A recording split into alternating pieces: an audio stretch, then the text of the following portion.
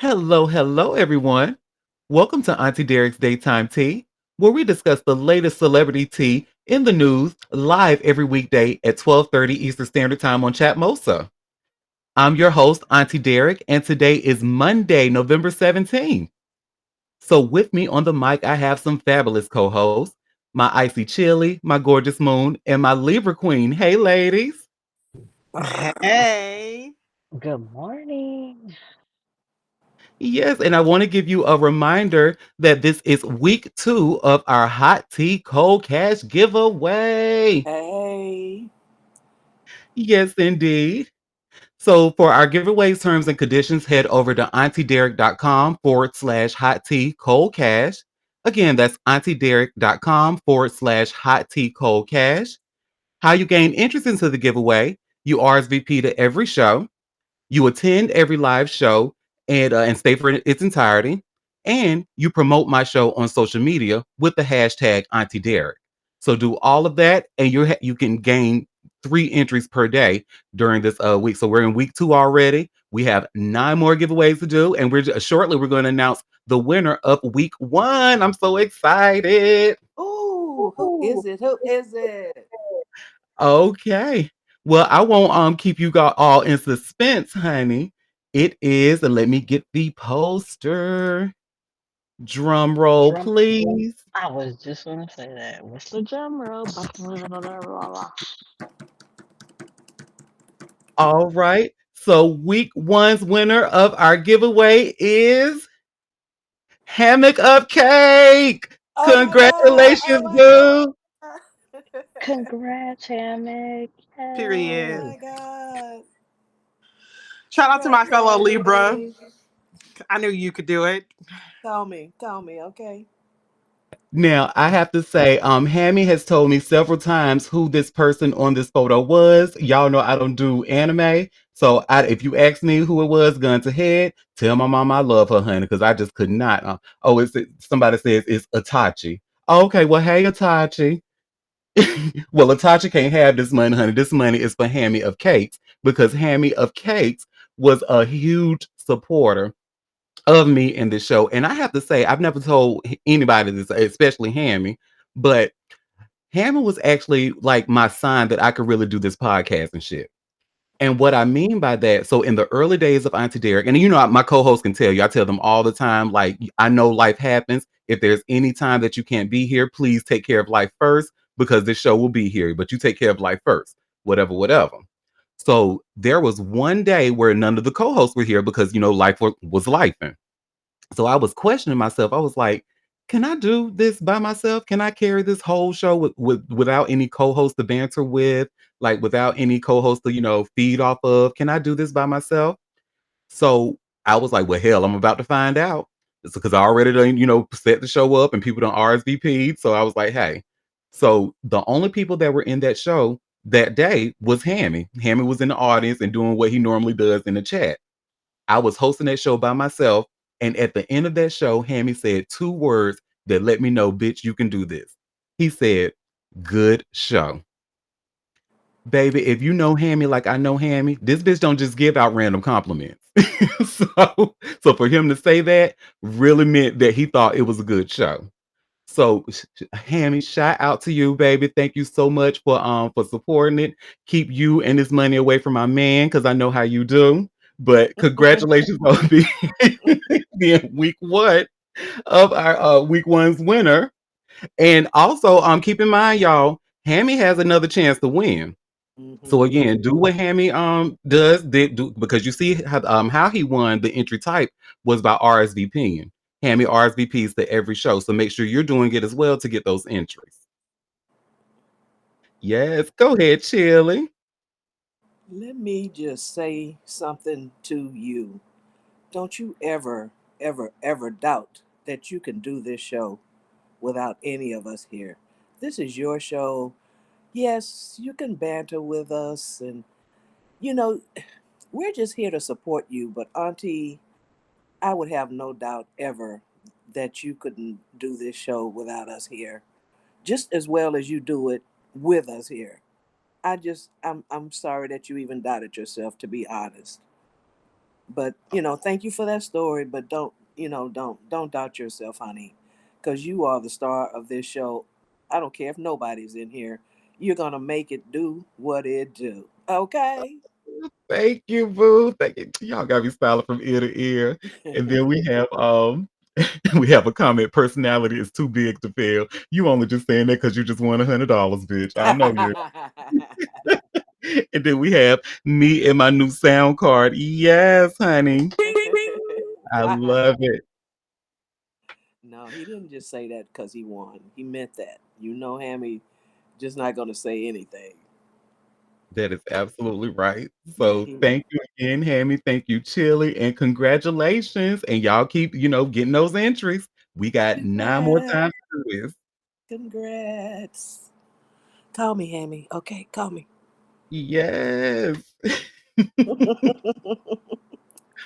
Well, so do y'all remember at the end of Friday's show, I teased a special guest that we would have for today by the name Mhm. of Bajan the Don. Baby, that special guest is here and I am thrilled.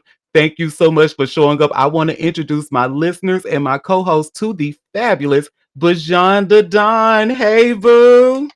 What's going on, everybody? I hope What's I can hear up? you. Can y'all hear me clear still? Yes, we Okay. can. Welcome. Thank you so much. I'm really happy to be here. Well, we are happy to have you. And give me one moment because I'm looking for my phone. I got some questions I want to ask you. Okay, so we found the phone. Well, first of all, how are you doing today? I'm doing good. I'm doing really, really good.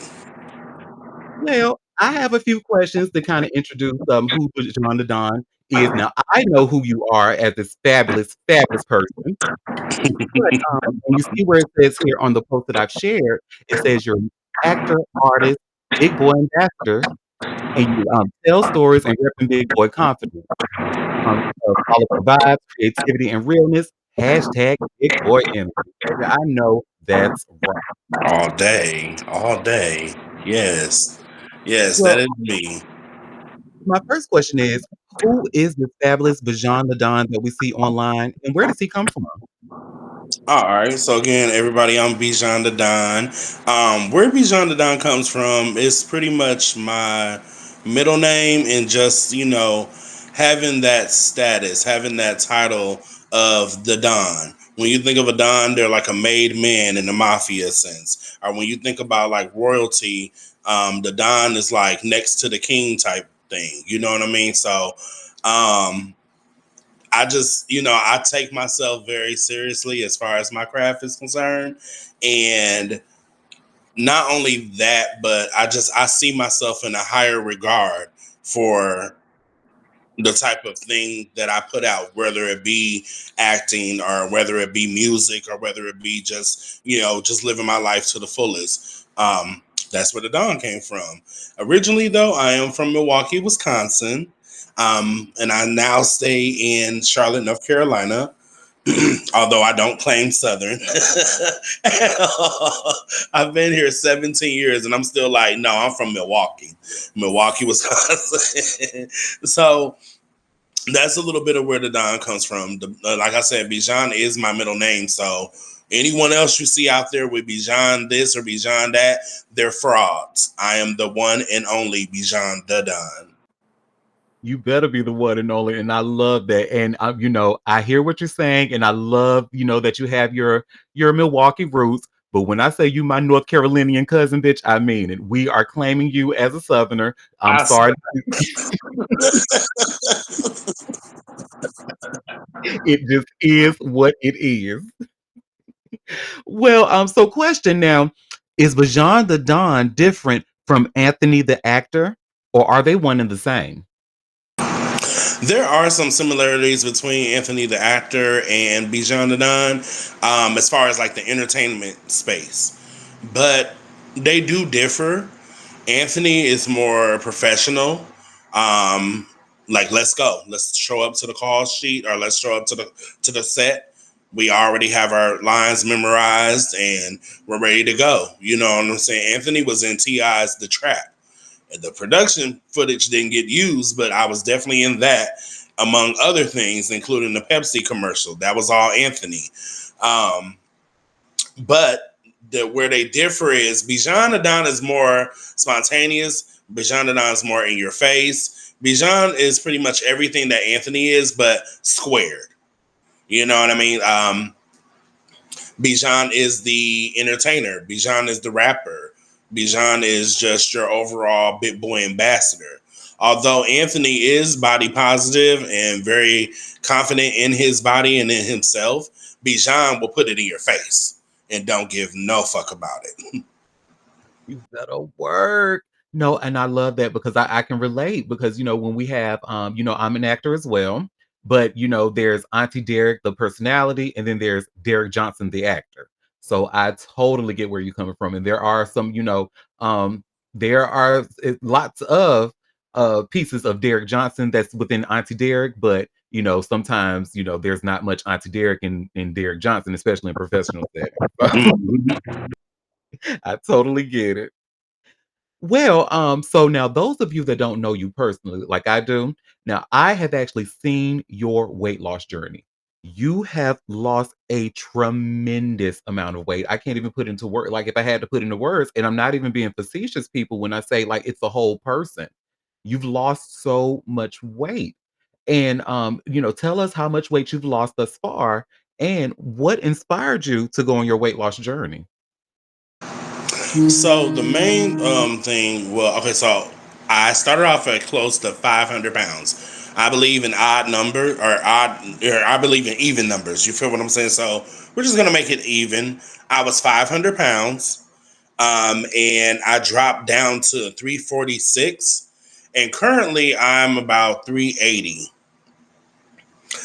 So what inspired the whole weight loss was just not feeling good about myself. I've gotten to a place where I used to be the dude able to do a toe touch at like 300 pounds, full off the ground in the air. Excuse me, full off the ground in the air toe touch, and I used to be able to move like nobody's business on that dance floor. Like, people say they're going to cut a rug. Baby, I made the rug. I laid the rug. I was the rug. You know what I mean? So I had Not got, lying, y'all.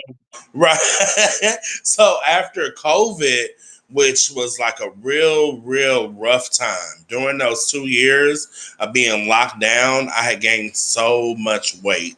I was in the middle of a breakup. Well, I was at the end of the breakup with my ex, and depression was like really, really bad. And I was just eating everything. You really couldn't go anywhere. So I was just eating everything. And I had rose to a point where I wasn't able to move. I wasn't able to do like basic functions like bathing myself and, taking care of my beard or my hair, like grooming myself, things like that. It was difficult. I would be out of breath. I couldn't even walk upstairs. I couldn't even walk up like just the little flight of stairs, wiped me out. So I just knew that I had to do something because although my father and I's relationship had been estranged at that point, I do know that he has a lot of different health issues, and my mom has a lot of health issues, and a lot of different things like high blood pressure, hypertension, cancer. Those things run in my family, and I just felt like I had to do something about it to stop or at least break that cycle. And I went online because I have a for those of you that may not know, there is something that comes with your insurance if you have that option that's called the health spending account.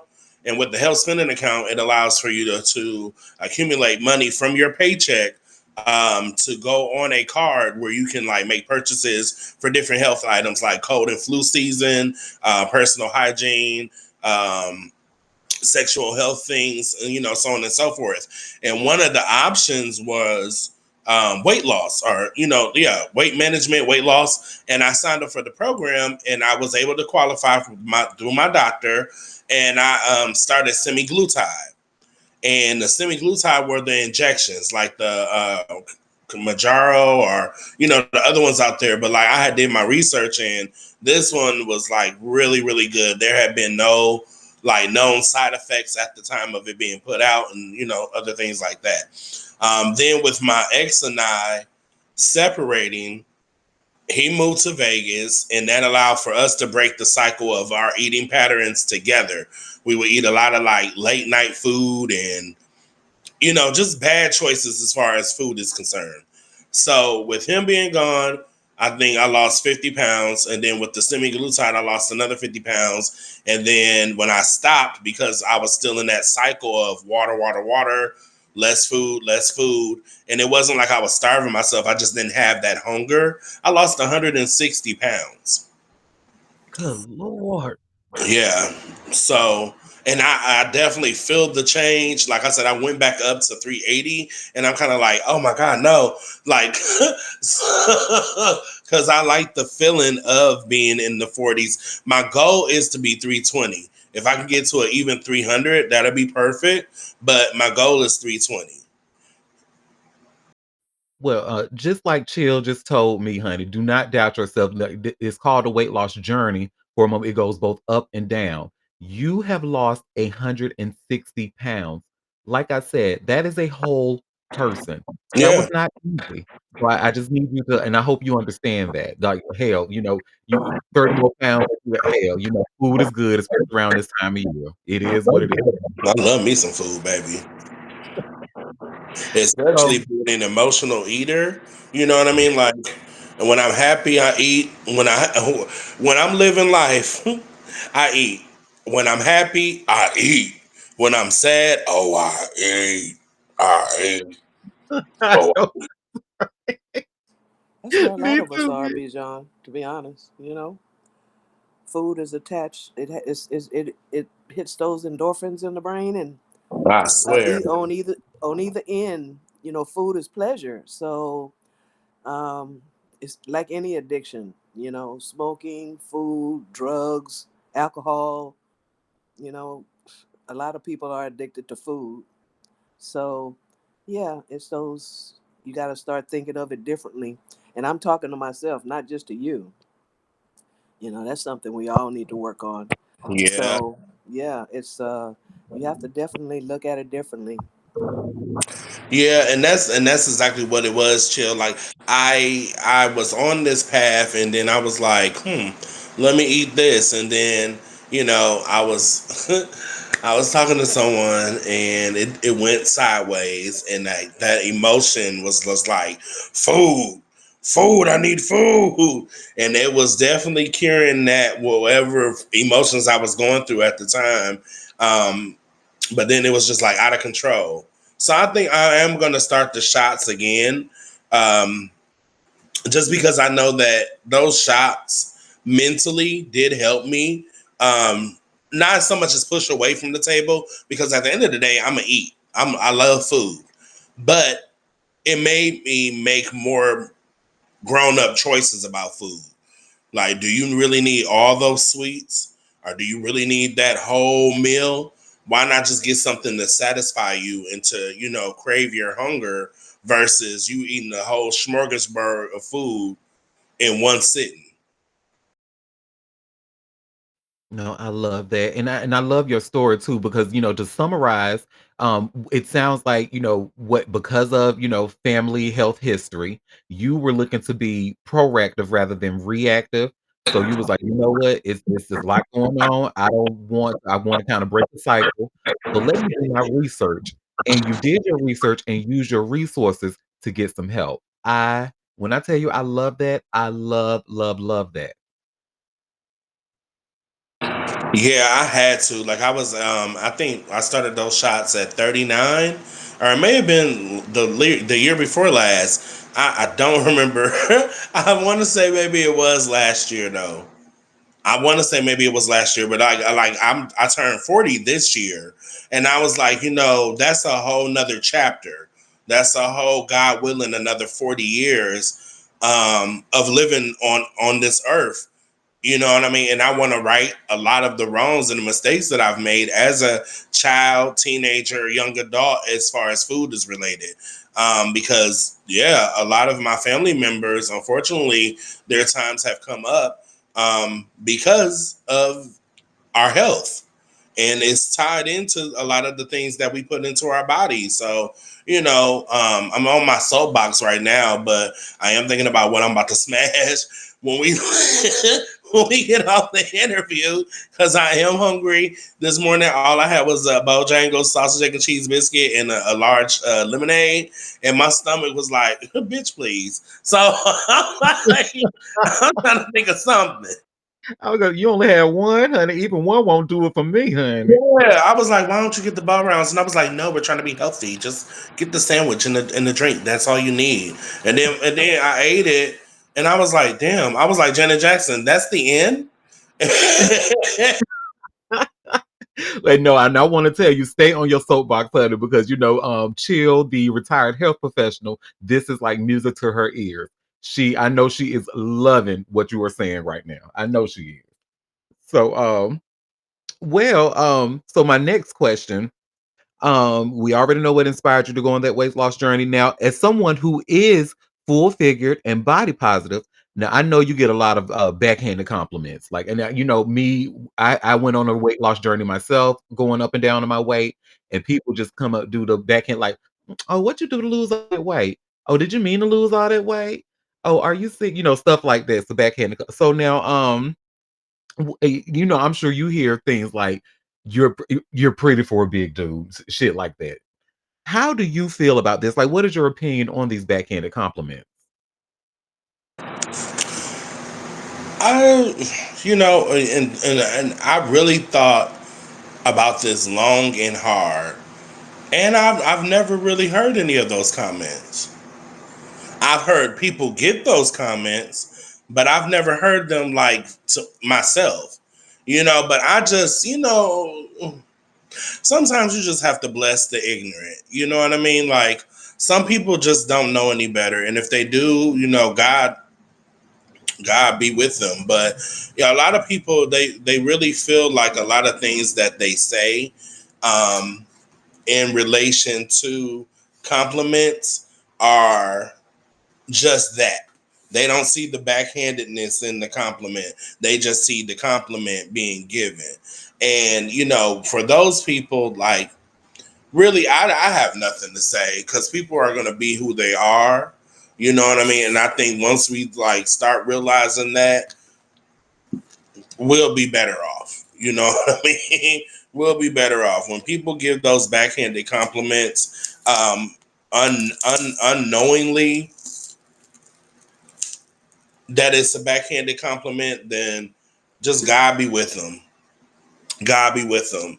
I feel like for those who do know that it's a backhanded compliment, that's a stupid look because like it's just like saying, "Oh, you're pretty for a dark skinned girl." I hate that. I hate that shit with a passion.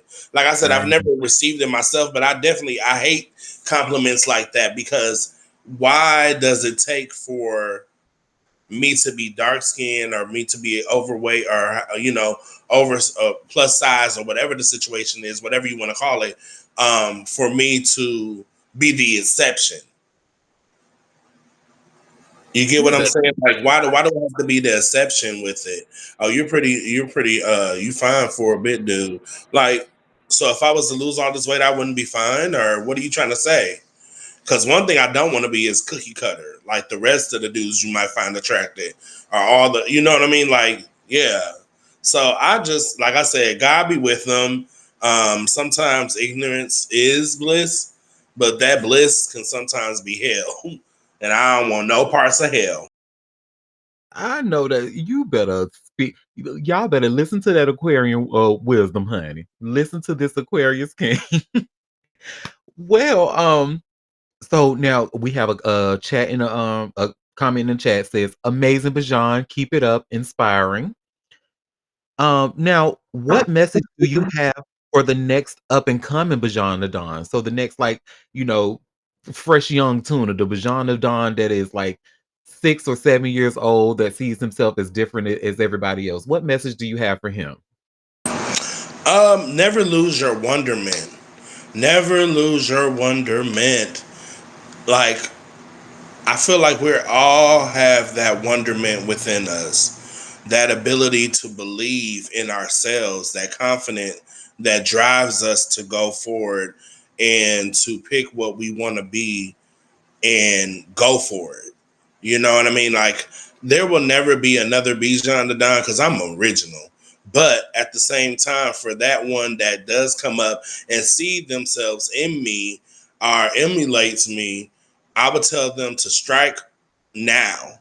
Don't wait, figure it out, get a game plan together, and attack. Because if I knew what I know now back then, a lot of things would probably be different now. A lot of things will probably be different. I'll probably be the same Bijan slash Anthony because I was always going to use that as a name, Bijan the Don. That's like, that was stamped back in like the 99 and the 2000s. But as far as just learning confidence and or relearning confidence, relearning to believe in myself, relearning to trust God or trust the spirit world with whatever I desire. I wish I would have just stuck with that. And that's the wonderment that I'm talking about with kids.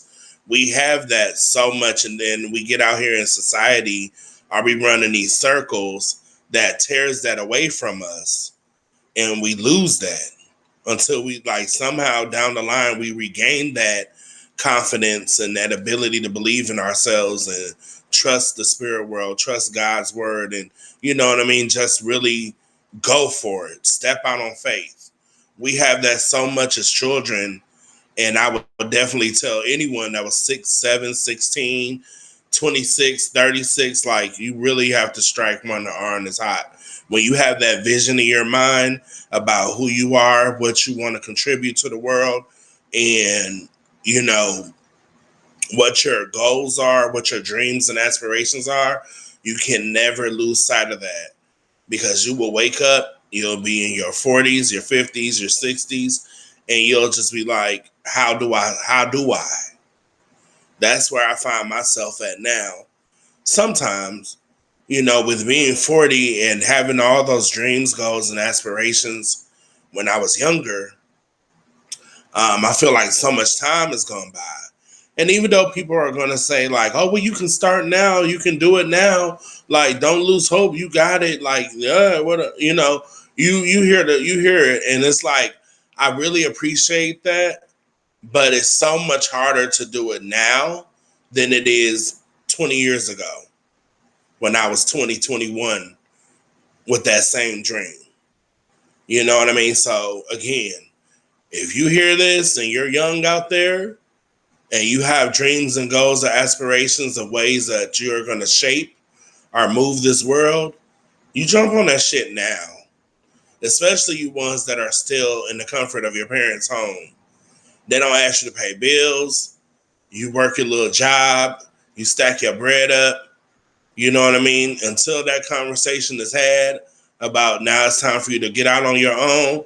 You stack your bread up and you do exactly what you need to do in this world. Period. Point blank. You better say that again. More Aquarius wisdom. I love that. And hell, I know I said that that was advice for like the young Bajan and Don, but shit, I felt that too, honey. As a 39-year-old get ready to turn 40 next year. So shit, I feel like I need to strike while the iron is hot, honey. Well, baby, you are, and I am so proud of you. I'm Thank so proud of you. you. I love you so fucking much, dog, because you just do you. You don't put on no airs, and that is why I gravitated to you because you don't put on no airs. The same the Auntie Derek you get today is the same Auntie Derek you're gonna get next year. You know what I mean? You may grow as a person, inside out, but as far as your aura, the vibe, that has never changed. And Fact, for some of us, it's so hard to keep that course. facts. Love that. Y'all gonna make me cry. Oh my god. No, Oh it's my. true. It's true. As Hey, long as I've known you, you are the same Auntie. Yeah, you've progressed in a lot of ways, but you get the same person all the time. You know, he's right. Thank you, boo. Well, Bajan, well, first of all, thank you so much for your kind words, your advice, and your wisdom. Now, we do see one site here on your YouTube page where it says youtube.com/Bajan the Don. And to those are listening, it's spelled B as in boy, IJAN, D as in David, D as in David, ON as in Nancy. So that's Bajan the Don. Where else can people find you on social media? Oh, well, you can find me on TikTok. The names are never changing. So TikTok, Instagram, um, Twitter or X, and of course, yes, YouTube.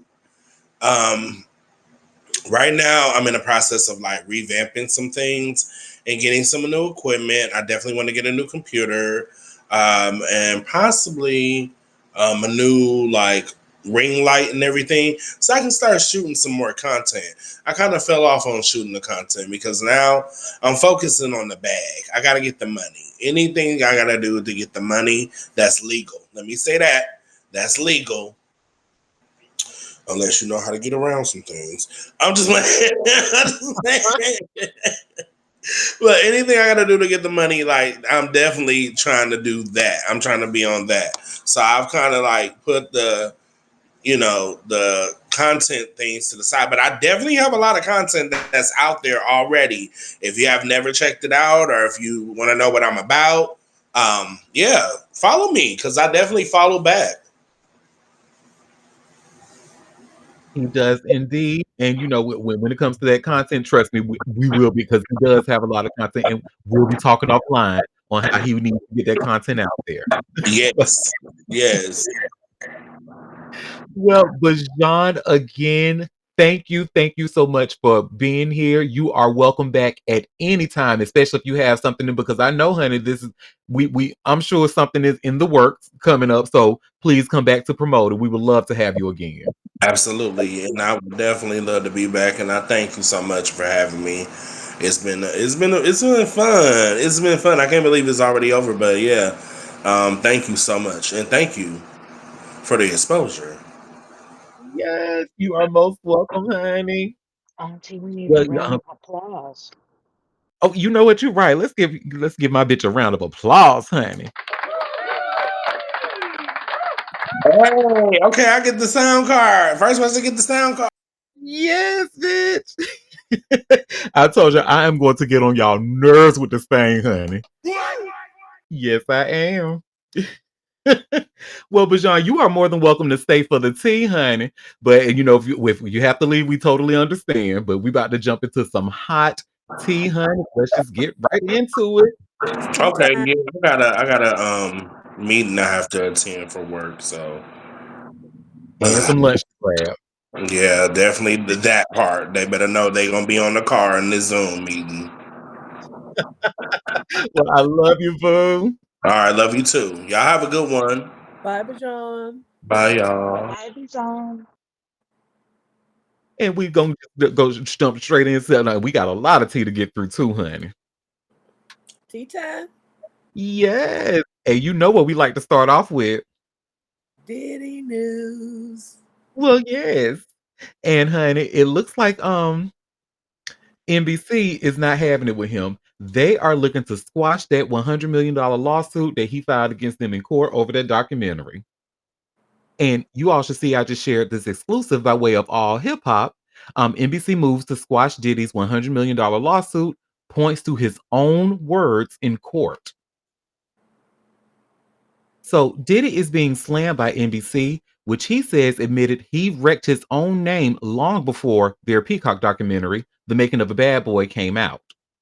The network wants his $100 million lawsuit tossed and says his downfall is his own doing. NBC's new filing says the film didn't ruin him. They say his guilty verdict, a long list of lawsuits, and his own words in court explained everything. Lawyers for the network highlighted what he told the judge at sentencing. He said, "Because of my decisions, I lost my freedom, I lost my career, I totally destroyed my reputation. NBC argues that the line alone shows he can't blame a documentary for the damage. Diddy sued NBC Universal, Peacock, and the producers earlier this year. He claims the making of a bad boy paints him as a predator and ties him to the deaths of Kim Porter, the notorious B.I.G., and Heavy D. Diddy says it leans into rumors to make him look like a monster and even compares him to Lucifer, aka the devil himself. The rap mogul claims NBC released a rushed, sloppy documentary, and he presented his alleged proof. A quote from Ample Entertainment co-founder Ari Mark, who told the Hollywood Reporter, "It's really competitive, and I think that is why it wasn't enough to be fast. It was also necessary to be distinct. There's no time, and this was an extremely fast turnaround." NBC says the documentary pulls from public records, long reported claims, and interviews that were already part of national news. His own case made those stories hit harder. A federal judge found him guilty of trafficking people across state lines for prostitution under the Mann Act. The case involved accusations from Cassie Ventura, a woman called Jane, and several male sex workers. I don't think we need to read the last of that. We have read that trial to death, and I think y'all know how it ends. So, yeah, he says, NBC says, "Stop playing with us, honey. You said the shit. We didn't say nothing. We were just pulling from public records, and we made a documentary about it. So if it happens to make you look like Lucifer himself, then baby, that's your doing. You said it." So that's that on that. Child. Oh, baby, this next story, because while we speaking about Diddy and the Notorious B.I.G. and all of them, remember on Friday's show we talked about that publicist Jonathan Hay, who, fun fact, when I shared, because y'all know I clipped that part of the show and put it on YouTube, and I shared that YouTube video out to Twitter. Guess who liked that damn tweet, honey? Who? Jonathan Hay. What? Yes, honey. He liked that tweet. But it looks as if because I actually just saw a news clip right before the show started that he filed his he's filing a civil lawsuit against Diddy and CJ Wallace, Notorious B.I.G.'s and Faith's son. But y'all remember we talked about him on Friday when the Notorious B.I.G.'s estate pushed back against those claims about CJ Wallace, like trying to sexually assault him with Diddy. Baby, now CJ Wallace still got them lawyers involved. And you also see I just shared by way of hot new hip hop, Biggie Small's son, CJ Wallace, sues publicist for Diddy's sexual assault claim. Baby, and let me get this up here. So the Diddy scandal has been a lot to keep up with, that's for sure. Especially as it ropes in folks like Biggie Small's son, CJ Wallace. For those unaware, a publicist and music producer anonymously sued CJ and Sean Combs for sexual assault. He claimed that Wallace, Willie Mack, and others lured him to a place where Combs allegedly tried to force oral sex. The anonymous accuser later revealed himself to be Jonathan Hay, according to TMZ. He also accused Biggie's son of being romantically involved with the bad boy mogul and Mac, plus participating in alleged freak-off parties. Now, according to new legal documents filed in Florida, CJ Wallace launched a defamation lawsuit against Hay for these claims. Wallace claims that these accusations came due to a failed posthumous Notorious B.I.G. remix project. A single, Ready to Dance, did come out in 2020, according to Complex. Wallace and the Notorious B.I.G. estate declined to proceed with releasing the remainder of the songs that had been produced by Hay due to low audience interest in the single, Hay's erratic behavior, and creative differences, the lawsuit reportedly reads. Biggie Smalls' estate also sued Hay for defamation, and Diddy's team denied the allegations. Also, CJ claimed that Hay threatened to release the music they had left over without permission, and that he didn't mention any allegations back then. Now he's accusing the producer and publicist of a calculated smear campaign via interviews in 2024 and 2025. CJ Wallace argued that these claims are false, made with actual malice, and with intent to damage his personal and professional reputation.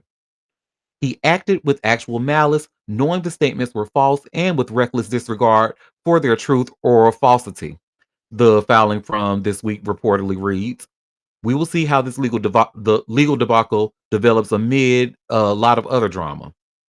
For example, authorities recently delayed Diddy's prison release date due to various factors, which we went over, so I won't even finish that last paragraph.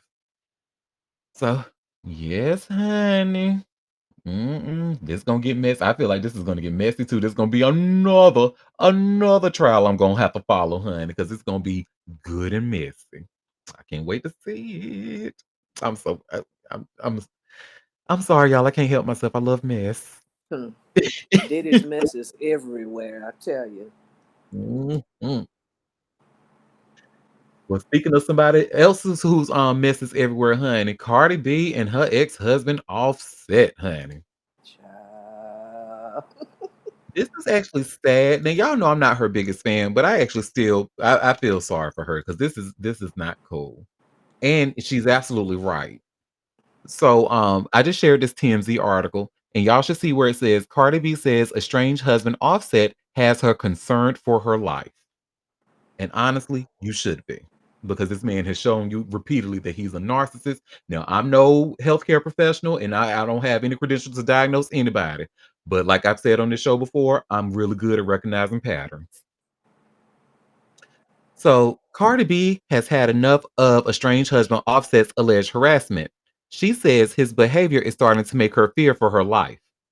After filing for divorce from the Migos rapper and moving on with her boyfriend, NFL star Stephon Diggs, Cardi claims Offset is still obsessed with her. And she's got a point. Offset recently suggested that Cardi's kids with her new man could be considered his child according to Georgia law in tweets he since deleted. Cardi warned those who might laugh at the seemingly absurd drama, saying, y'all be thinking it's so funny, and it's not. It's all fun and games until it's too late. Reportedly, Georgia law could allow for Offset to take a paternity test regarding Cardi's baby with Stefan if he can prove he still had access to her during the period of time when the baby would have been conceived. But Cardi could ask to deny the request. Cardi said, sometimes I sleep and wonder. This is not normal. You see crime documentaries, you see shit on social media about women getting killed every other day. Cardi and Offset wed secretly in 2017 and have 3 children together. Cardi filed for divorce in 2024. She's right. She's right, girl. You finally see the red flag. And honestly, I wish you would have seen this, 3 children ago, but hey, better late than never, I guess. But yeah, the signs are there, hun. This man literally cannot leave you alone. He thinks you are his property, and then I just hate the way that sounds, honey. The language that they use with that Georgia law. If he can prove that he had quote unquote access to her during the time the baby was conceived, then he can file a paternity test. Are you kidding, Georgia? What are y'all doing, honey? What are you, girl? I don't have words. Child. That's that on that child. Well, speaking of mess, girl, now let's talk about. We don't talk about the ex-husband. Let's talk about her new baby daddy. And this is a message for my young gays and my young dolls. Leave them DL niggas alone because they dangerous. Them DL niggas are dangerous. Now, I'm not saying that Stephon Diggs is dangerous. I mean, oh, excuse me, Stephon Diggs is DL. DL and dangerous, allegedly. But I'm just saying, baby, y'all leave them DL niggas alone. They mean you no harm, and sometimes they end up killing you. So no, we want you here. We don't need you being killed. Listen to your auntie, babies. This is your auntie speaking. Leave them DL niggas alone. Anyway, so I say all that to say. So remember that guy who alleged that Stephon Diggs tried to sexually assault him, and he was telling people about it, but Stephon got like his got people to jump him. I believe his brothers or so to jump. Y'all remember hearing about that? Mm-hmm. Well, honey, Stephon is now suing him for defamation. And y'all should see what I just shared here by way of TMZ. Stephon Diggs sues influencer for defamation over sexual assault allegations. So Stefan Diggs is going after a social media star who accused him of drugging, sexually assaulting, and later conspiring to kill him, with the NFL star calling the claims pure fiction. The lawsuit which TMZ Sports obtained was filed by 31-year-old Diggs on October 1st, with the Patriot star wideout accusing would-be social media influencer Christopher Blake Griffith of concocting a lurid story about him stemming from an alleged incident at Stefan's Rockville, Maryland home in May of 2023. Diggs says he, along with Griffith and other influencers, hit up a local club after a charity basketball game in Washington, D.C., before later returning to Stefan's home. The Pats receiver says he then went to his bedroom while the assistant asked Griffith to leave, capping a fairly mundane night. More than 2 years later, though, in the summer of 2025, Diggs said Griffith blasted out wildly false statements about not only the night of the Hoops game, but also an alleged violent incident days later that he claimed the football player orchestrated. Griffith said Stefan drugged and sexually assaulted him before conspiring to have him killed to suppress his gay/bisexual secrets from becoming exposed. Diggs says Griffith not only posted the nonsense allegations to his tens of thousands of followers, but also tagged the NFL and Patriots social media accounts, as well as Uggs, with whom Stefan has a sponsorship deal. Wow. The Patriots star clearly had enough, pulling the trigger on the libel lawsuit, accusing Griffith of intentionally and knowingly lying for online clout, and in the process seriously hurting Diggs' reputation. We've reached out to Griffith's attorney, Jake Lebowitz, who said Mr. Griffith is looking forward to showing the world in court that regardless of the fairy tale fabricated by Mr. Diggs' high-priced New York lawyers, he is the victim of Mr. Diggs' unwanted sexual advances and his brother's violent attacks. Stefan is seeking damages and attorney fees, and while he doesn't specify how much money he's seeking, you can bet it's a pretty penny. Mm-mm. Y'all better leave them DL niggas alone, honey. The mess. That's messy. Mhm. But my whole thing is though, right? If you know that you've been doing your shit on the low, why would you want to like try to file a lawsuit? Why would you, nigga? Is you dumb? Like, are you bring your ass here? Let me slap you for Well, I think it stupid boils ass. down to can he prove it? You know, as to whether you should pull the trigger on that or not. Still trying to protect your reputation. Can he prove that that happened? That he was Mhm. drugged and assaulted? He could say that, but you know, hearsay, one person's word against the other. I don't know, Auntie. We gonna see, honey. We gonna find out because It's gonna be tagging all those another people. storm power. I mean, he could be sued, for defamation or whatever, slander for tagging, his job and his the companies he's working with, his deals. That's kind of putting it out there, don't you think? Yeah, yeah. I certainly wouldn't do that.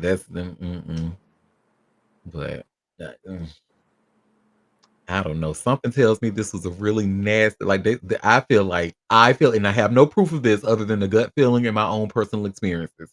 But they were a couple, and things just got really messy towards the end, and it was a messy breakup. So that's what I think happened. And oh, who you think you gonna tell them? You feel like you gonna open your mouth about what we do in our business? Oh no, I got something for your ass. I, and told his brother, his brother who knows about him and his fluidity, Hmm. allegedly, had to go and handle that.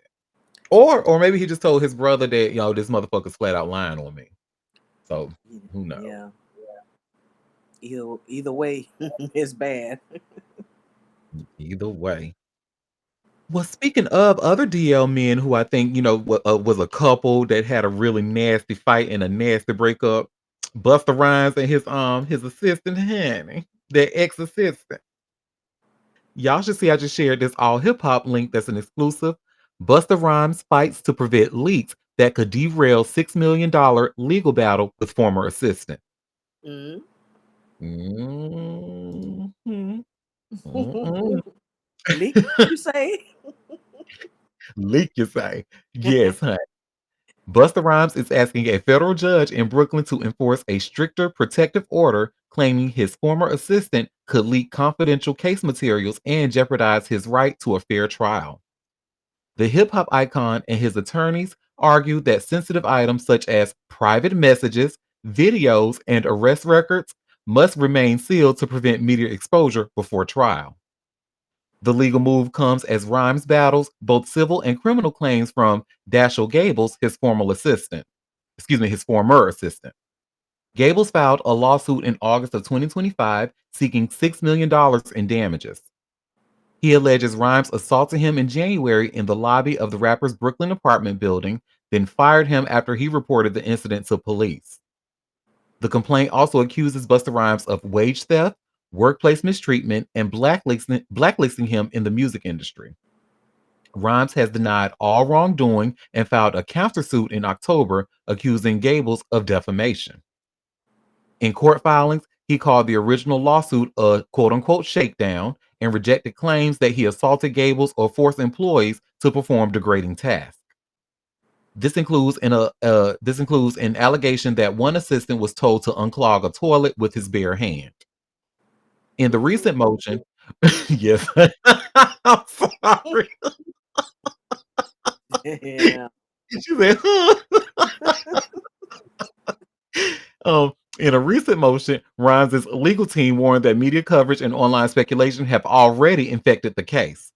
They argue that even small leaks of discovery materials could sway public opinion and contaminate the jury pool. Minor disclosures of confidential material, they wrote, could have an outsized impact on the fairness of the proceedings. Gable's attorneys pushed back, calling the motion an attempt to silence their client.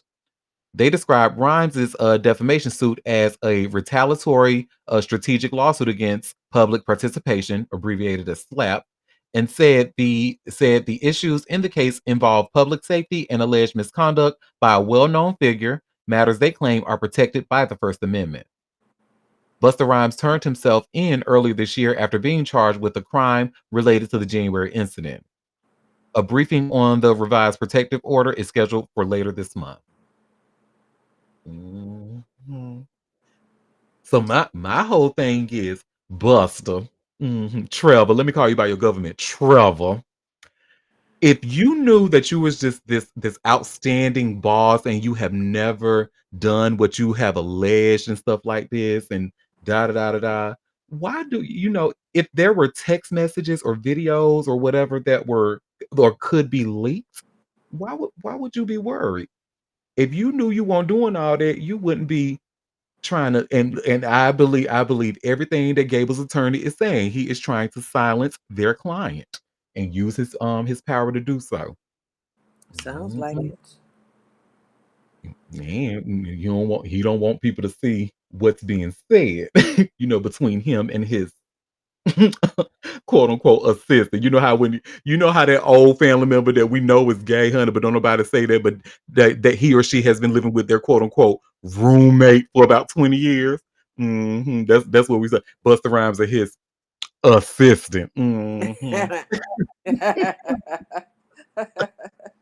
His Yeah. assistant, allegedly, wink, wink. Mm-hmm, mm-hmm.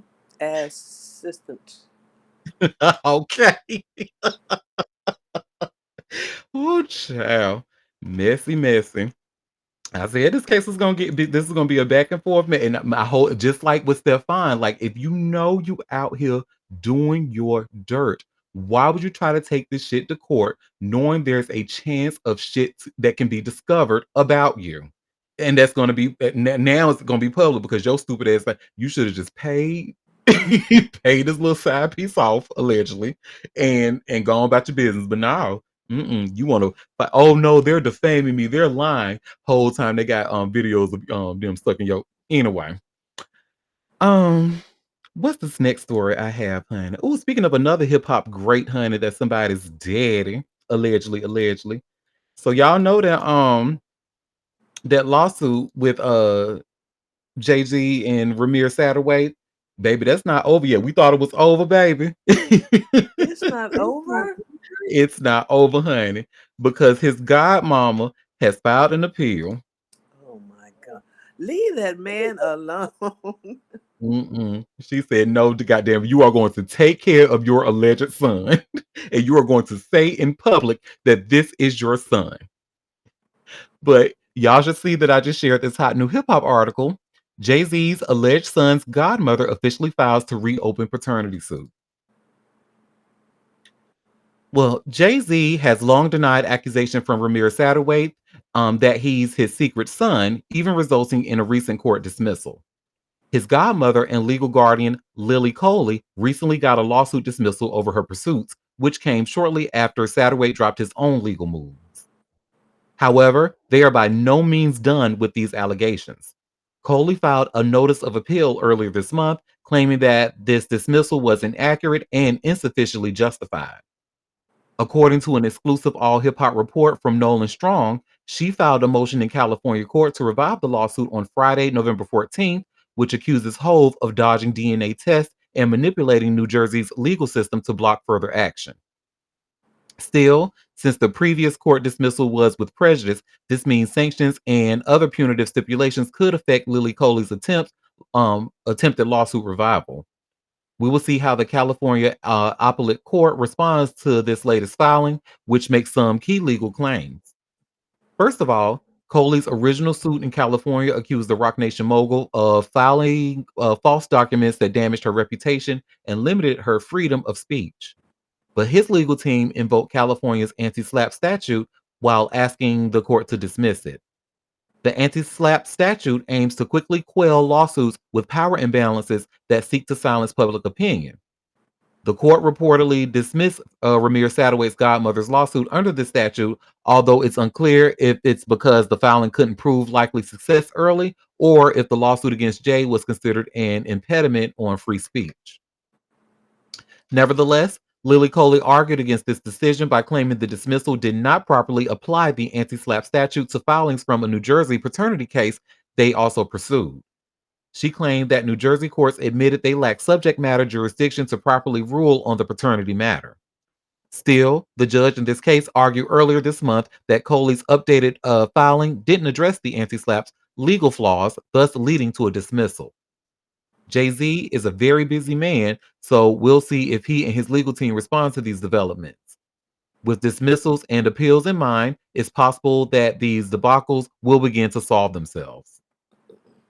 Child.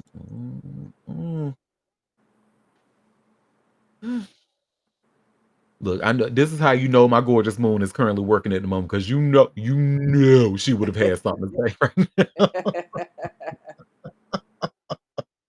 You know, honey. Well, we'll be here, honey, when you get off the mic and you have a moment because I know you want to add to this story. So, yeah. I mean, this is They are determined. And this is ridiculous. They are really putting a lot of money into this. What is the real end goal? Like, he's never going to take a paternity test. Like, leave it alone. You can't make him do it. There's no way to force him to do it.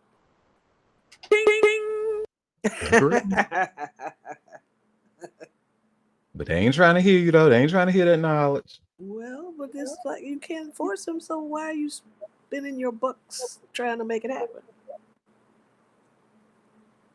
Yeah. It's not my money, so hey. Right. Jay-Z said, y'all will not say I'm a deadbeat dad. I am not that nigga's dad to be a deadbeat dad. So stop playing with me. Going in the corner right now. Oh, see, I told you. Not in the corner. In the coffee room, child. Hold on. You know what? Look at here. You know they want money so bad. And they are really honey. What, so if okay, so what if he's proven to be the dad? Then what? He grown. So then what? What you gonna do? What you gonna do with it? Now you gonna sue him for some money? What? Or what's gonna happen when they say he ain't the pappy? Then what? What y'all gonna do? Them people crazy, child. It's not like he's a 5 year old. Oh my God. These people are, there's people crazy out there. And apparently his mama told him this lie and passed on, and they really trying to make it come through. Ooh, She is I determined. don't know. I don't I even. don't know. That's crazy. It's a grown man now. He ain't even no kid. Ain't he like 26, I don't know how old. 26 I years thought he was old? older than that. Might even be. Oh, like, yeah, what you want this man to do? I just want to know who my father. Well, it probably ain't him. Go on, like I said before. Put the DNA on the internet and see where it get hit at. If they hit with his family, then maybe you know something. If not, then move on. Because there's ways to find out who your family is. That's definitely one way. Hit one of those services and see who pop up in the family tree. Okay, you could definitely do that. If you feel like he is your dad that bad, you can go put your DNA and find out who your family tree is. Because I'm sure somebody in his family did something like that somewhere. Because they all have, or if they've been to jail and they had to put their DNA in Mm-hmm. the thing. So So yeah, so that would there's be what ways I to would find do. out. Yeah, I instead try of one, wasting all this damn try it. money. Yeah, and then you come with a lawsuit then, because now you have proof. But you just out here wasting money to try and get rich. Hmm. They said stop wasting the court people's time, honey. Go on, Ramir, get. That used to be my man, my man, my man. But I am, Beyonce's taking good care of him, so I'm all right. I moved on. But you know what I'm saying? Like, yeah. Girl, you know what I know, honey. They say he got enough love for you and Beyonce, honey, and some other women too, allegedly, allegedly. But you didn't hear that from me, honey, because I don't Look, golf for that I tag. ain't trying to be Becky with the good hair either. I don't want that smoke.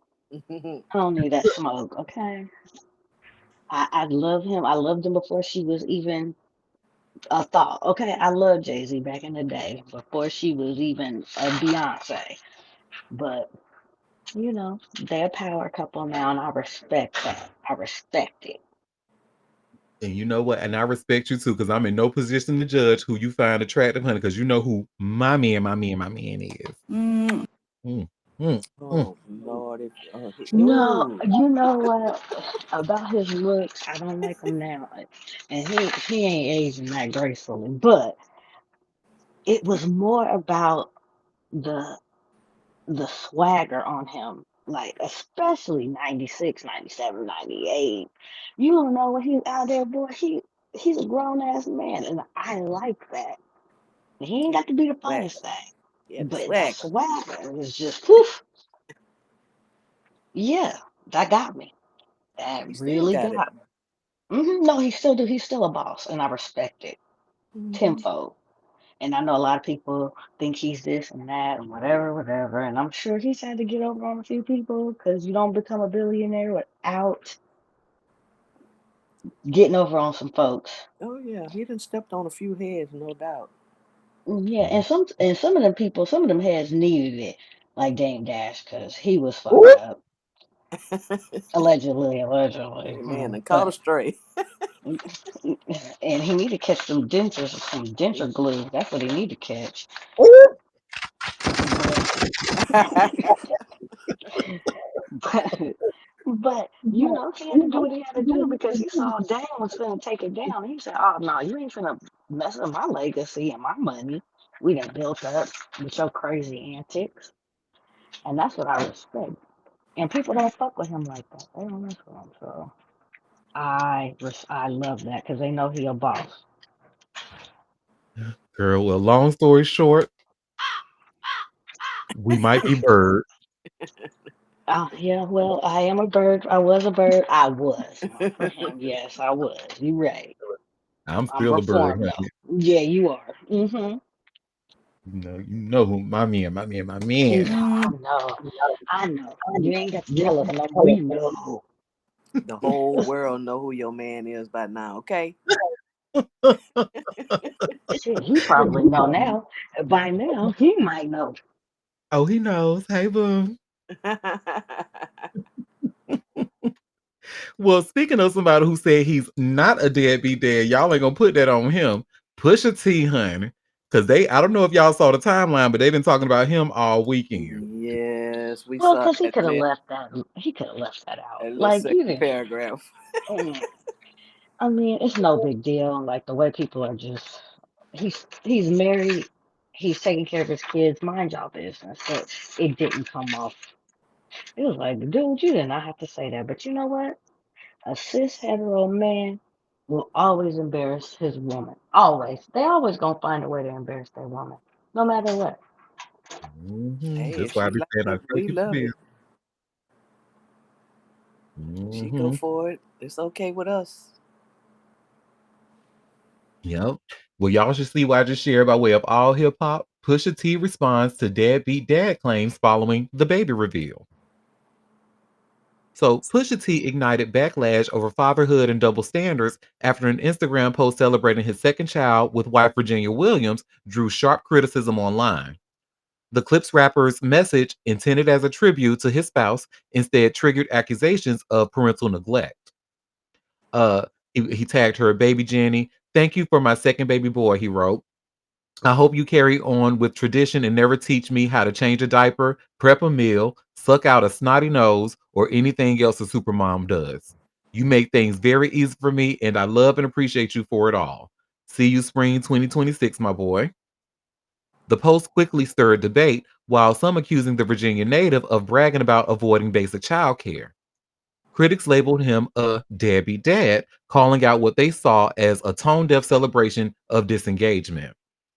The controversy is especially pointed given Push's own lyrical history. In his 2018 diss track, The Story of Adidon, he famously accused Drake of being an absentee father, rapping Deadbeat Ass Dead in reference to the Canadian star's then secret son, Adonis. Now, the tables have turned. The Grammy nominated MC, known for his sharp critiques and no nonsense persona, finds himself under the same microscope he once aimed at others. Pusha T, born Terrence Thornton, married Virginia Williams in 2018. The couple welcomed their first child in 2020. Despite his public career, the rapper has largely kept his family life out of the spotlight. While some defended his message as a highlighted nod to his wife's tradition, others saw it as a troubling admission. He replied on Twitter by leaving a series of laughing emojis under a post addressing the controversy. The couple is expecting their second son spring in 2026. And this was the post. I'm going to actually share my screen and show y'all the post that he put all the laughing emojis under, where it says niggas calling Pusha T a dad be dad. He doesn't because he doesn't like changing diapers, and then he put the laughing emojis.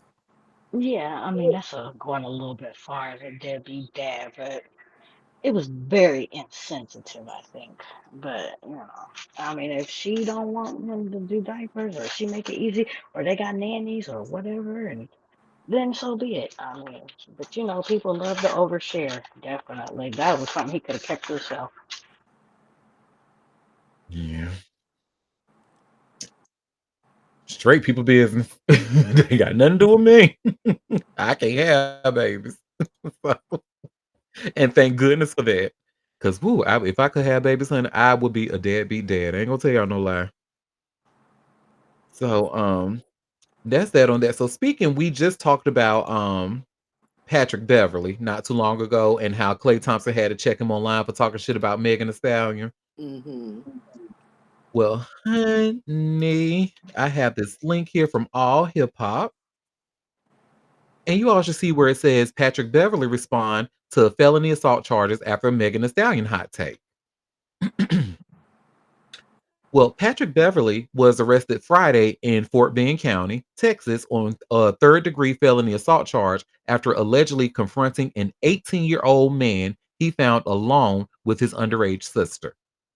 The 36-year-old former NBA guard was taken into custody at the Fort Bend County Sheriff's Office in Richmond and charged with assault of a family or household member by impeding breath or circulation. According to his attorney, the incident unfolded after Beverly discovered the teen with his sister in the middle of the night. Patrick Beverly has no criminal record. He cares deeply about his little sister, a young lady, a minor. Given that, when he unexpectedly found her alone in the home with an 18-year-old man in the middle of the night, he was understandably concerned, as any brother would be about his sister. However, we don't believe what followed happened the way it's been described, and we look forward to the opportunity to address that in court, said attorney Letitia Quinones Hollins in a statement. Beverly addressed the situation on social media hours after news of the arrest surfaced. Please don't believe everything you see on the internet. Hope all is well. Love. And he put a heart emoji and praying emojis. Court records confirm this is Beverly's first criminal charge.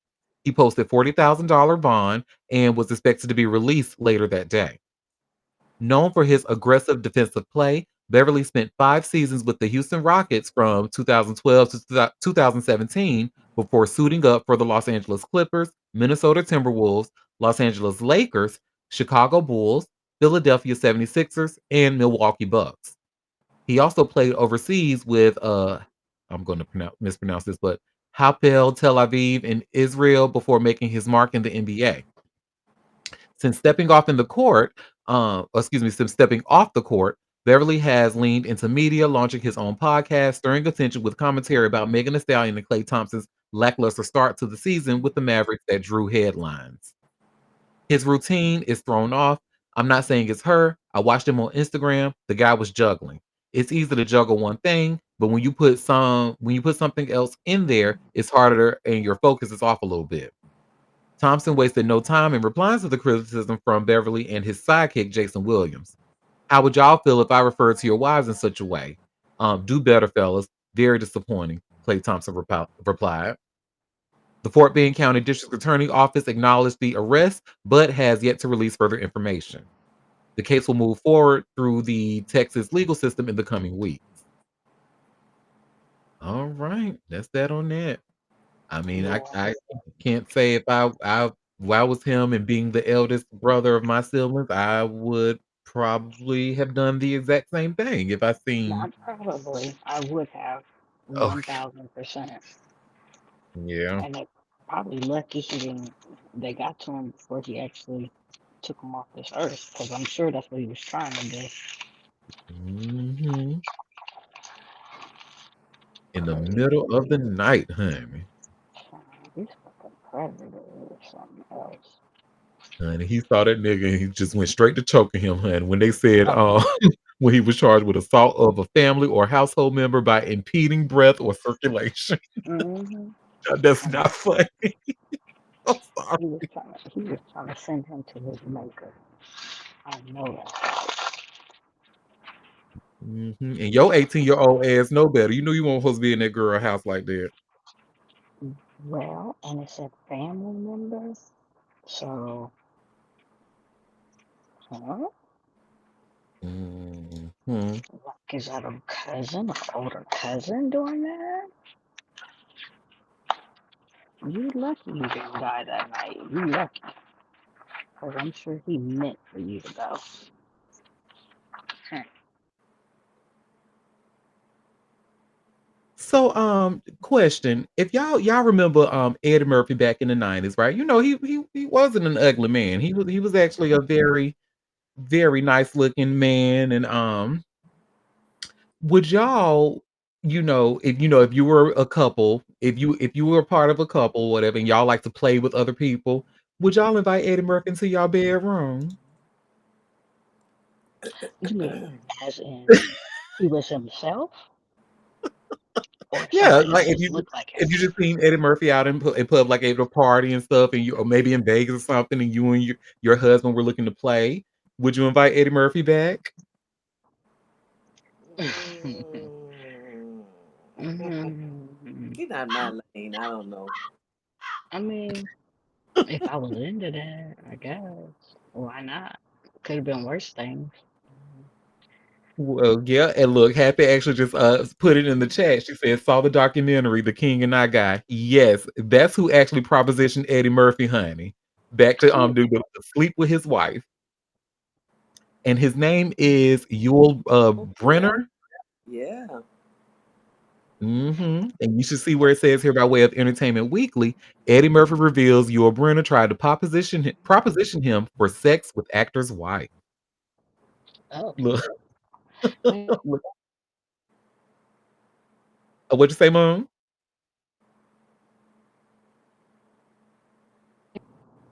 Sorry, I was looking at who the person was because it's black on the screen. So I was trying to see who it was. No, I Y'all mean, Brenner. Yul Brenner. I was trying to see who it was. well, now you see who he was, honey. He wanted Eddie Murphy to dick it down, honey, in front of him. Well, Eddie Murphy is looking back on a wild proposition he received during his early days of fame. In the new Netflix documentary Being Eddie, which I haven't seen yet, the comedian reveals that when he was 21, the King and I star, Yul Brenner, tried to invite him home for what Murphy is pretty sure was meant to be a sexual encounter with the late actor's wife. Nobody had as much fun as we had in the 80s. Nobody, Murphy prefaced the story. My 21st birthday party I had at Studio 54. Yul Brenner from the Ten Commandments, he was with his wife, and he was like, "How would you like to go back to my apartment with my wife and I and party?" The Coming to America star said he politely declined, answering, "Nah, I'm cool." It wasn't until years later that he had a better understanding of the full request. I got older, I was like, "Party?" Murphy remembered thinking. His wife was smiling. I was like, "Did he want me to go fuck his wife?" I was like, "What the?" When I got older, I thought back on it. In hindsight, Murphy says he would have had a different response for the actor who died in 1985 at age 65. Now, I wish I would have went. The story would end better if, yeah, I went back to Yul Brynner's spot and fucked his wife. He was watching me fucking. He was going, etc., etc., etc. He laughed, mimicking the best actor winner's famous line. The story is just one of many memorable encounters for Murphy, who joined the cast of SNL straight out of high school. He confirmed that his younger years looked a lot like the stories of late brother Charlie Murphy told them on the Chappelle Show. Every night was like that, the Dream Girl actor said in the doc, insisting he never actually wanted to partake in that aspect of Hollywood life himself. When I hung out with like Rick James and them in the 80s, when I would start seeing certain people come in the room and what's getting ready to start going down. They get ready to be in the other room getting down. I just bounced, he said. I was never curious about it. I never wanted to go in there. Check it out or nothing. I just wasn't with it. Murphy explained he was never interested in substances, even when offered up by the legends. When I was 19, it was my first year of Saturday Night Live. I went to a blues bar with John Belushi and Robin Williams. They put some blow on the table. I'm standing there with, two heroes, he recalled. I wasn't even curious. I was just not with it. So, hey, he said he ain't with it, honey. He don't want to sniff that white girl, that cocaine. He like other white girls and bright lights and allegedly, Oh, allegedly. Lord. It ain't alleged he was married one. He likes the Ain't it? dolls as well. Now that's alleged, allegedly, allegedly. Now that's alleged. I'm gonna get sued about that. Mm-mm. And you remember I told y'all, honey, that he allegedly Johnny Gill done sucked him up so good that he got a his own room at his house. Allegedly, allegedly. Because Uh, if you know what I know about Johnny Gill, honey, you keep him away from your man. Allegedly, allegedly. yeah, Yes. yeah. Wasn't that time period when he was with Nicole? When he was This 21, I no no don't no know. no no no the Johnny Gill period, the Johnny Gill time. He Oh was yeah, still yeah, with yeah. Nicole. Yep. Hmm. Well, even the alleged doll thing, that was even when he was with Nicole, so ooh, I went through a lot. says, we have a comment. He didn't smoke his first pot until his 30s. Because he was busy smoking something else, allegedly, allegedly. Oh, listen, we have a comment. Sandra asked me why Eddie Murphy aged so much better than Chris Rock and Jamie Foxx, even though Eddie is older. I said it's because Eddie is better looking. Touche. And you know what? Well, Because Eddie is an Aries king, honey. well, points are made. That is true, especially Chris. Lord. Hmm. Speaking of Chris Rock, honey, I will never forget him because I can't prove it, but I think he is the reason that Scandal is off the air. Why? Why would he be? Because because as soon as that news broke about him messing around with Kerry Washington on when he was married to Malak, and him and Kerry Washington filmed that movie, oddly called I Think I Love My Wife, that was about him cheating. So I'm Mm-hmm. guessing Carrie must have been method acting, allegedly, and they ended up messing around, and the wife found out. So, but Shonda Rhimes, honey, she is a very no nonsense woman, and she has a very no nonsense policy in the workplace. So, baby, once she found out about that, and then shortly after that's when Scandal had his last season. The timing was just. Mm. But yes, long story short, Kerry Washington allegedly slept with Chris Rock when he was married to Malak. Didn't she During admit to it in her book? Did she admit to it? I mean, because I know I wouldn't admit to sleeping with no Chris Rock. I wouldn't I would, either. I But would I take that felt to like my grave. that's why everybody started talking about it because I didn't think it was a thing that was known. And I know she came out. I had to look it up, but I could have swore it was something that she put in her book that got I don't everybody remember. stirring. Yeah, I don't remember her ever say. If she did, yeah, please, bring it to my attention because I know she actually just got married when the story broke. She was actually married to her husband at the Hmm. time. So yeah. Nasty. I'm finna Google it now. I need to know. Well, Yul Brenner, unfortunately, Joe Budden wasn't alive, when he wanted Eddie Murphy, but I'm sure if he would have asked Joe Budden about him coming home to, do to do with his wife, then Joe Budden would be up for it.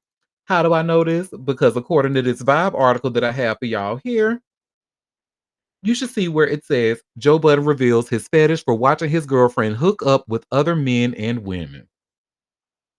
So Joe Why do Budden is people a have to couple. tell their business? Why do we need to know that? Why? I don't know, girl, but you know what? I'm glad they are because a nosy bitch like me, I am happy that this is because, and you know what? This actually puts some things in perspective because remember the last story we talked about Joe Button when his ass was caught by his neighbor, caught on his neighbor's ring camera with his dingaling out and shit, talking about he was sleepwalking.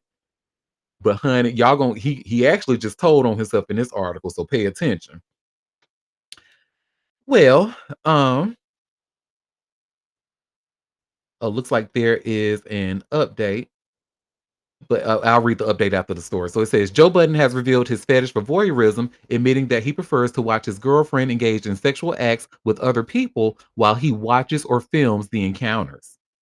In a resurfaced clip, in a resurfaced clip from Podwives podcast, Budden and his girlfriend, Sade Monique, opened up about their sex life. Discussing the topic of sexual threesomes, Monique says that although Button participates in sexual encounters between herself and others, he prefers to produce their homemade films and likes to give direction. And I just want to take a moment to say, y'all know who else like to do that? Anyway, I can participate, but I'm not fucking, Button said of his role in the sexual romps. He doesn't want to have sex with anyone in that type of way. He's a watcher, Monique added. When asked if he's a voyeur, Joe and his wife confirmed his fetish, with the former rap star adding that he's into sexual adding that he's also a sexual exhibitionist, excuse me. He's a sexual exhibitionist. I'm a visual guy, Joe chimed in while discussing his sexual preferences. Let me just watch. That's why I was laughing at the porn novels because I'm like, shit, we're like porn stars, damn near. And he's laughing. I think something and then try to make it be in the living room. Sharing past experiences of having threesomes via FaceTime, Budden went on to say that he finds satisfaction in watching his girlfriend be sexually unbridled and liberated, or sexually unbridled and liberated. I don't know what unbridled is. My bad. Anyway, I like seeing her pleased or happy, or her being her version of a porno star. Budden explained. I like that, and I like seeing people respond to her instead of me being in the mix. The pair recalled an encounter during a trip to Greece in which Budden attempted to secretly record a man hooking up with Monique, but that his plan seemingly went awry. He also noted his caution in engaging in such activities in the U.S. due to his celebrity. Joe Budden has given the public glimpses into his relationships with women throughout his career, including former girlfriends Esther Baxter, Tahiri Jose, and Sin Santana. Santana and Budden share a 5-year-old son, Lexington, who was born in 2019. Budden and Monique began dating in 2019, shortly after the media mogul split with Santana earlier that year. And they have a link where you can watch that Podwives podcast clip. And let me read what the update says. So the update says, Vibe previously published a story regarding Joe Budden's admission to being a voyeur who likes to watch his girlfriend be intimate with other people. However, Budden never explicitly states that he watches his girlfriend have sex with men in the source clip referenced in our initial reporting. The story has been edited to clarify. Okay, I mean, whatever. Okay, but y'all, so remember, you see what it says. But we do know he's an exhibitionist, right? We do know he's an exhibitionist, and that would explain why his ass was out with his dingling out, and it was caught on his neighbor's ring camera. He was sitting there trying to act like he was sleepwalking. No, baby, you was out there being kinky. I know what you are. Like, are you kidding me? But yeah, unfortunately, he was too young for your Brenner to ask him about going home. But it sounds like he would have been game. I don't know. Well, maybe not. Maybe he wants to do the watching. Maybe he and Yoel are the same type of Yes, that's what it sounds like. hmm He people. sounds like him and Diddy are in the same boat. They like the same voyeurism, or Mhm. what do they call that? The other way around. What do they call it for the white guys? Oh shit, I forget, girl. I got a brain fart. It's the C word. I can't say it out my word. Oh, cuckold. That's what they are. Mhm. Well, he's hmm like Diddy in more ways than one, honey, because we know he also likes to beat women. Oh yeah, that part. That part. Allegedly. Mhm. Well, Mm. honey, that is that on that. Now, this next story is actually kind of sad. Now, as much as we can't stand Takashi 69's ass, we don't want nothing to happen to his mama. But honey, why his mama got caught up in a home invasion? They had guns and masks and everything, honey. So y'all should see I just shared by way of TMZ. Takashi 69's home invaded by 4 gunmen, mother held against her will. I just know that had to be so scary for her. Oh my God.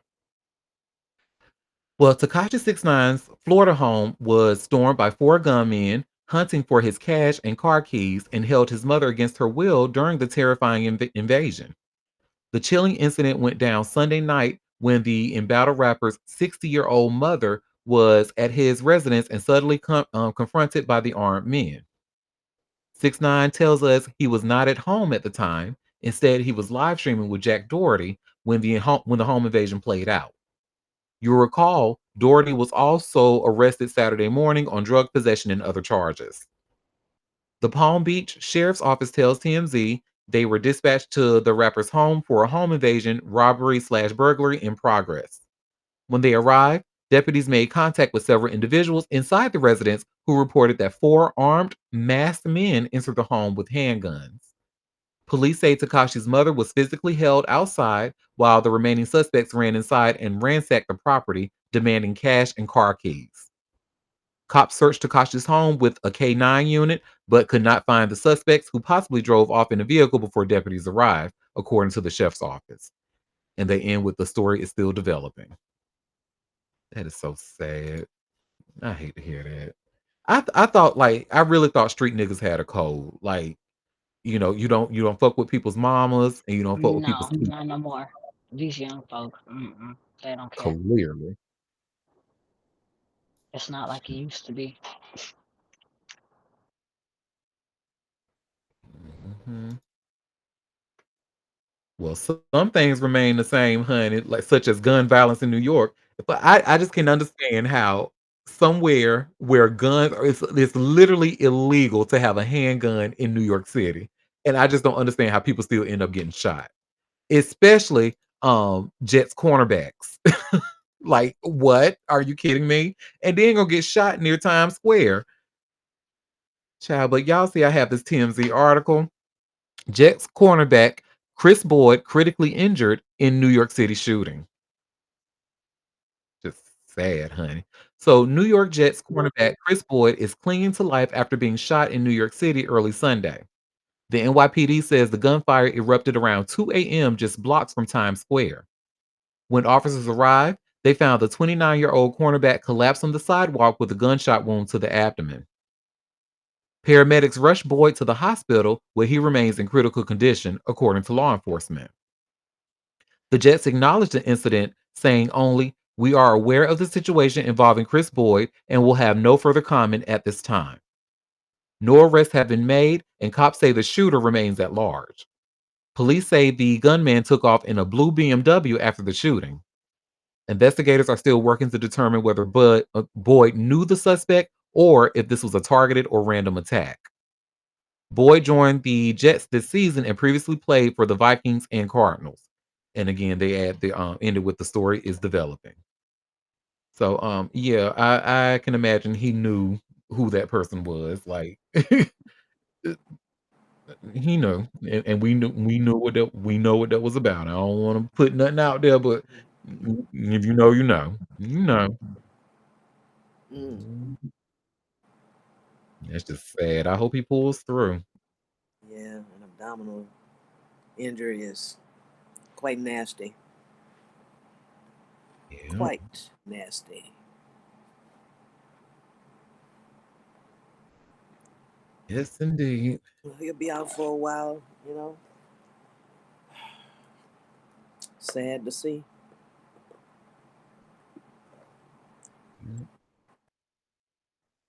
Well, in some other news, and thank you, Chili, for sharing this story with us. So OJ Simpson's estate, honey, they got to pay the Goldman family. And y'all should see I just shared here by way of TMZ. OJ Simpson's estate accepts $57 million creditor claim in Goldman case.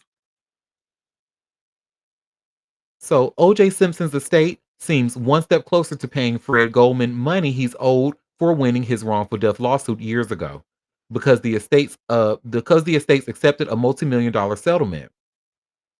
Malcolm Laverne, the Simpson estate's executor, filed court documents early this week in which he accepts Fred's creditor claim in the amount of 57,997,858 dollars and 12 cents, plus judgment interest on the approved amount. Don't forget the 12 cents, okay? Don't get the 12 cents, honey. Goldman originally asked for north of $117 million, but Laverne argues that despite what he sees as a good faith effort on Goldman's part to determine an accurate amount, the lawsuit hasn't been calculated correctly. Laverne tells TMZ the nearly $58 million approved by the estate is a negotiated amount with Goldman, and the estate plans on paying out as much of it as it can as they continue to auction off items, with some of which Malcolm claims have been stolen. He says he's working with lawyers to regain possession of some of these items. Malcolm says he's also going to ask the court to award Goldman a fee for administrative costs for advising him on how to run the estate. So it looks like the two sides are working more closely together than initially realized. Laverne says he declined a majority of creditor claims, accepting just Goldman's and the IRS claim. He says he's prioritizing paying off Uncle Sam before anyone else, including the state of California. He says the state will have to sue for the approximately $636,945 he says they filed a claim for. Remember, OJ was acquitted on the murders of Nicole Brown Simpson and her friend Ron Goldman, Fred's son, in 1995 in a highly controversial trial. However, the Goldmans took Simpson to civil court the following year where he was found liable for Ron's death. They were awarded more than $33 million, but OJ only paid a very small fraction of the judgment. Worth noting, after OJ's death last year, Lavergne initially said he'd never give the Goldmans a dollar, though he did a 180-degree flip shortly after and promised he would accept their claim. I can imagine with Fred Goldman, that man has been through it, honey. And he was the one who actually kind of, made me kind of realize that, yeah, like when people talk about OJ and Nicole, they tend to leave out Ron Goldman. He was brutally murdered that night as well. And they tend to leave him out when they talk about it. So, yeah. Well, if he has to wait on sales of things from OJ's estate, uh, I don't think he gonna see that money. I don't know that that man has $58 No, million worth of no, he doesn't. items. I Mm-mm. don't know if they could collect that from selling things that he owns. And you know they have the monetary rights to OJ's book if I did it. So the Goldmans already have the rights to that, so they get whatever revenue from that. But like Yeah, I but how told much you, they owe like the IRS? he he owes IRS millions. Yeah, I they don't think come they'll ever first. see it. Yeah, I don't think they'll ever see that 58 million. I he might see a fraction of that. I just don't think he has that much. If that's what they're waiting on, if his estate doesn't hold it already, and they're selling stuff, I don't see it. Mm-mm. I think you're right, Shirley. I don't see it because he ain't got that. And who? There ain't nobody in the family got that either. Like they ain't got that money. Mm-mm. And I know, I mean, they'll sell some things. I just don't think it'll amount to that much money. Like, who wants to own OJ paraphernalia? A few people will probably spend a few thousand for that, 100,000 or whatever, but millions, no, no way. Agreed. Well, I got 3 more stories left. Well, this next story, y'all, so remember we talked a bit about, Justin Trudeau and Katy Perry, honey, and how, now they claim Justin Trudeau claimed that he was broken up with Sophie Gregory, before he started canoodling with Katie. I don't believe that for 1 minute, but okay, we just gotta take him for his word, right? Well, now I've always wanted to hear what Sophie had to say about it. And she actually went on the Arlene is Alone podcast with Arlene Dickinson, and she talked about it. So let's see what and let me get that link for y'all here. I have this TMZ link here. Yes, let's hear what she has to say. Okay, honey. I was like, oh, she said she basically said she's human too. So whatever y'all think she's feeling, she felt that shit. And y'all see where it says Sophie Gregory seemingly reacts to ex Justin Trudeau's Katy Perry's romance. Let me share my screen.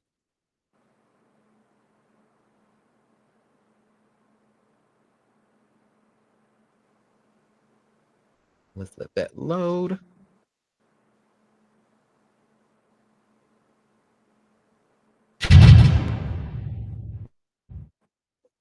Sophie, if you don't want to talk about it, that's cool. But like I don't I sometimes I do think about you. I think about the public the publicity and the publicness of what Justin's doing, for example, right now, right? Like, like that's public and that's got I don't know how you stay cool. Like I just don't know how you stay cool. And I really admire it because I would probably not be that way. You know, we're human beings. Yeah. And stuff affects us. Yeah. Normal. Yeah. How you react to stuff Yeah. is your decision. Yeah. So I choose to try to listen to the music instead of the noise. Mhm. I'm very aware that a lot of public stuff out there can be triggers, Yes. right? We're humans. Right. Right. What I do with it is my decision. Right. The woman I want to become through this is my decision. Does it mean that I don't have emotions, that I don't cry, scream, laugh? No. Especially that I'm a super tender heart, right? Yeah. But it's my decision after that. Between the emotion and the reaction, right? I let myself feel. I'll let myself be disappointed by someone. I'll let myself be angry, be sad. And I know for a fact how important it is as a mental health advocate to feel those emotions. Right. Like, ugh, right? But then what? Mm, interesting.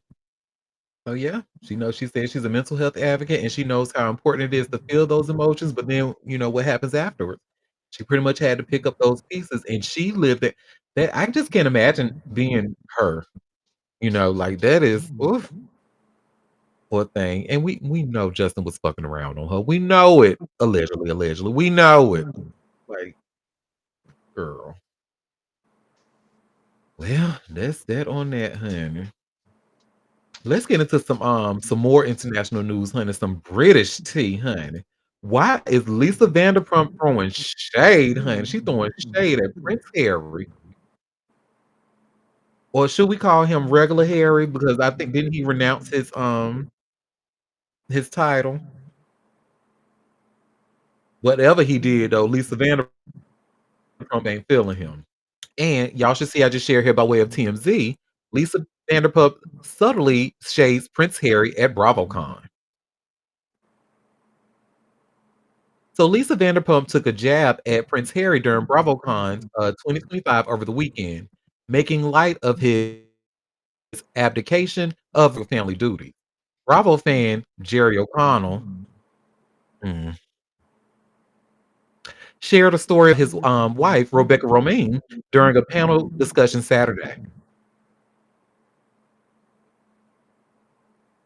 As the Duke of Sussex. According to Jerry, she was excited, but not as excited as she was to learn Lisa was 2 rows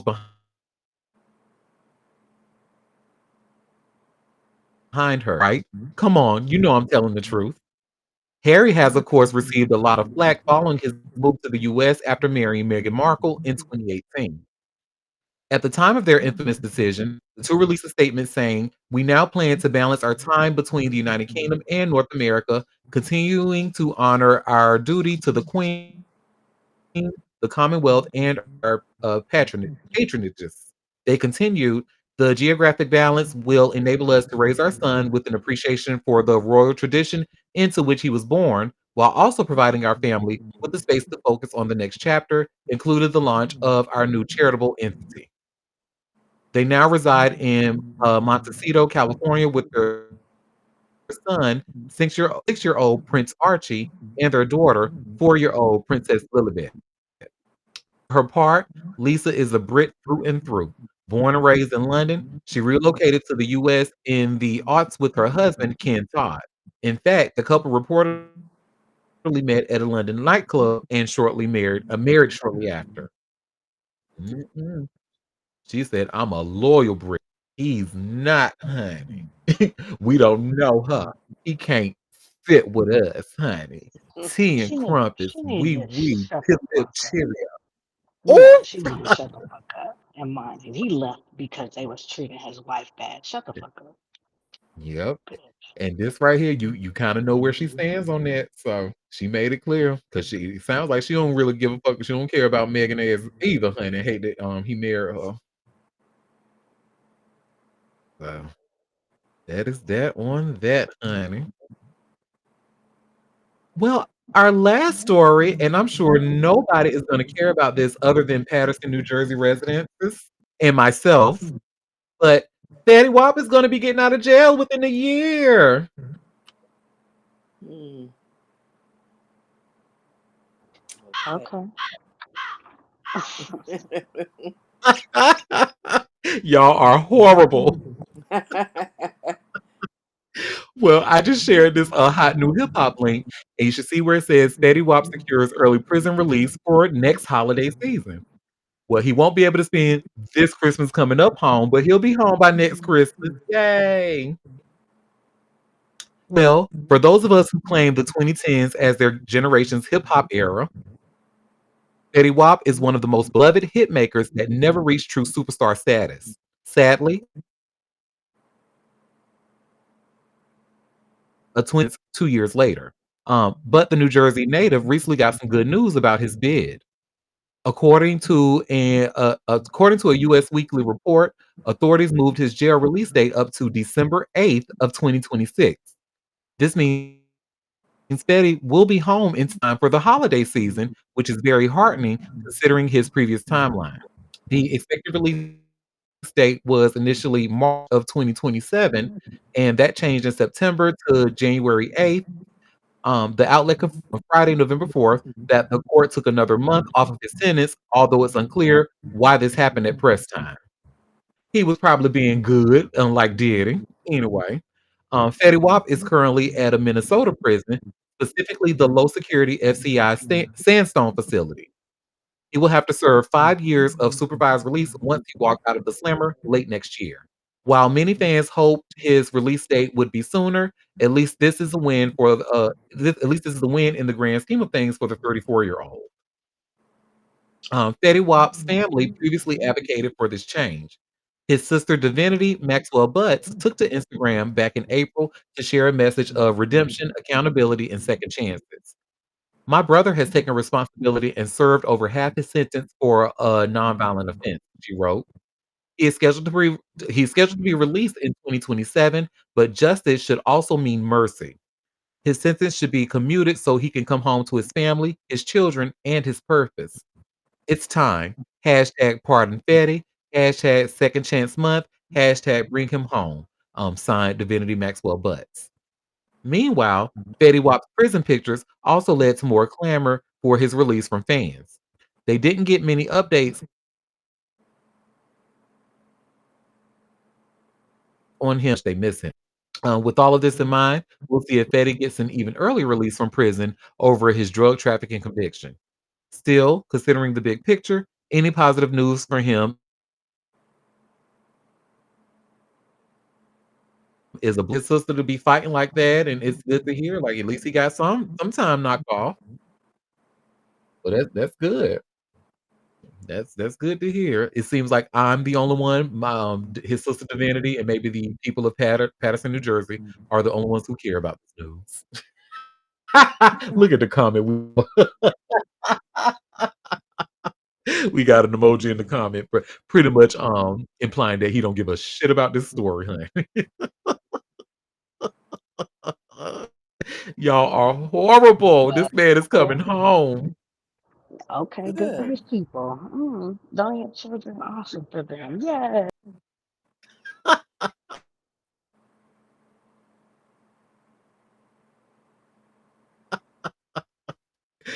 Well, y'all. So before we head out, and before anything that I might have missed, No, my dear, I have nothing. we have a comment saying Spectrum. My internet must have went out. Sorry, y'all. I was asking them did they have any comment or any other tea that I might have missed or whatever. But it sounds like I'm my gorgeous moon said that they don't have any. Nope. no, but look, we made it through the whole show without Spectrum messing up. So if it's at the end, okay, I guess that means We, it's time to go. that we are cool with that.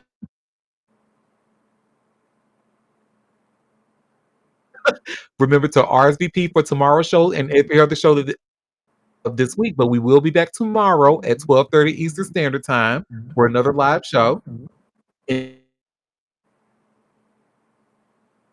Until then, you all have a fabulous rest of your day.